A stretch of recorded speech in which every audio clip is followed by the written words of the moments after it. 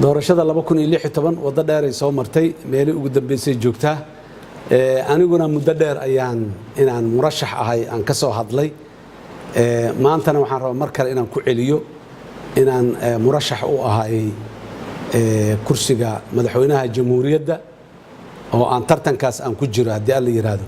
waxaan rabaa laakiin maanta inaan mid ku daro oo ah inaan dadka Soomaaliyeed aan aad iyo aad ugu cadeeyo inaan murashax u ahay dadka Soomaaliyeed koox gaara murashax uma ihi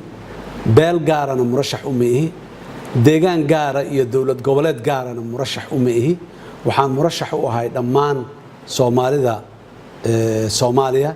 ee dalka iyo dibadiisaba ku nool ee ku abtirsata Soomaalinimada intaas ayaan mas'uuliyadda shalana u qaaday 4 sano loo soo dhaafaan u hayay maantana inta aan doonayo inaan mas'uuliyadda u qaado waa intaas dadka Soomaaliyeed daliil iyo cadeymo badan aan u haya 4 sano ee la soo dhaafay dadka Soomaaliyeed oo dhan ayaan u adeegay dalka Soomaaliya u adeegay maantana waxaan doonayaa aan codsanayaa dadka Soomaaliyeed iyo baarlamaanka federaalka ka codsan waxay tahay mar kale in fursad la ii siiyo inaan u adeego 4 sano soo socota ummadda Soomaaliyeed meel kasta ay joogaan ayadoo aan ka dhabaynayo halayskii ahaa qabya ninkeeda dhameystiro wixii qabya ahayna waa dhameystirayna wax cusub oo maanta aanan iman karin laakiin qabyada marka la dhameystiro iman karane waan soo kordhinaynaa kalsoonidaas buuxda ayaan qabnaa aan ku nimaday